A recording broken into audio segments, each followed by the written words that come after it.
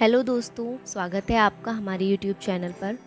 इतिहास के पन्नों में कई ऐसी घटनाएं दर्ज हैं जिनके बारे में बहुत कम लोग जानते हैं।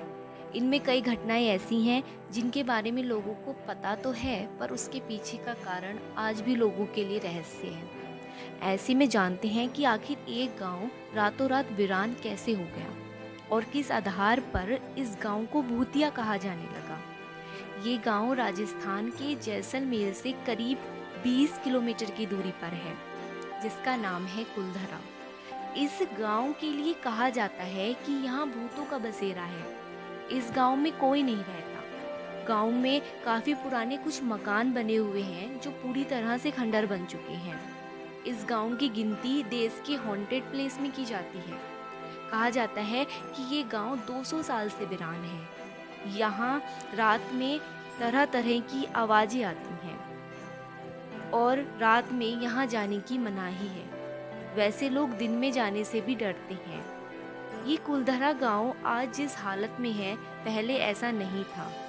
एक समय पर ये गांव पूरी सुख सुविधा से लैस था। आसपास के लोगों का कहना है कि कभी कभी बच्चों की रोने की आवाजें भी आती हैं। राजस्थान सरकार ने इस गांव के चारों तरफ 2 किलोमीटर की दूरी पर एक बाउंड्री बनाने के साथ बड़ा गेट भी बनवा दिया है। इतना ही नहीं, शाम ढलने के बाद यहाँ जाने की इजाज़त भी नहीं है। इतिहासकारों के अनुसार पालीवाल ब्राह्मणों ने इस गांव को बसाया था। यहाँ 84 गांव के लोग 600 घर एक साथ मिलजुल कर रहा करते थे। आपको बता दें कि इस गांव के लोग बहुत पढ़े लिखे और अमीर थे। दिमाग तेज होने के कारण इस जाति के लोग अच्छे वैज्ञानिक भी थे। ये लोग एकता में विश्वास रखते थे। इन लोगों ने खास तकनीकी के बारे में खोज की थी, जहां बारिश का पानी वेस्ट नहीं बल्कि एक गहराई में जाकर जमा हो जाता था। यही वजह थी कि ये लोग रेगिस्तान में भी फसल उगाने में कामयाब रहे। ये गांव सालम सिंह की वजह से वीरान हुआ। सालम सिंह जैसलमेर का दीवान था और कुलधरा गांव उसके क्षेत्र में आता था। ये सालम सिंह बहुत क्रूर आदमी था।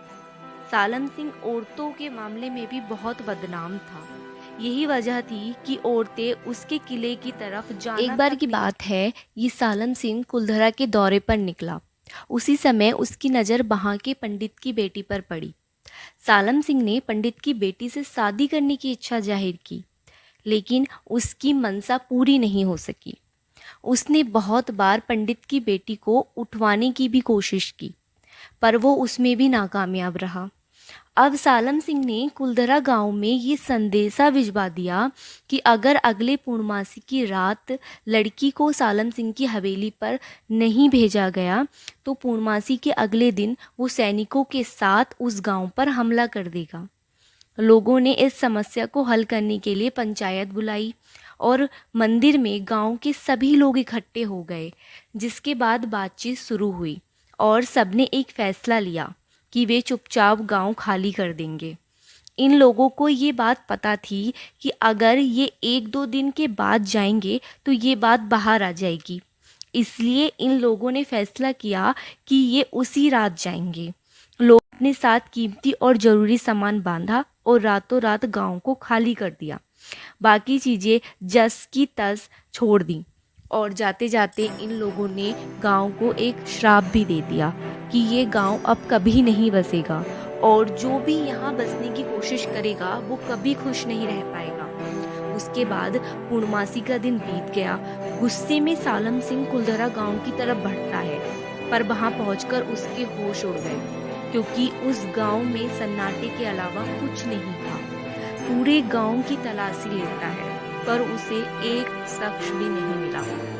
इसके बाद सालम सिंह गांव की खुदाई भी करवाता है, क्योंकि वो जानता है कि पालीवाल ब्राह्मण बहुत अमीर थे। सालम सिंह को कुछ मिला या नहीं, इसका तो कोई जिक्र नहीं है।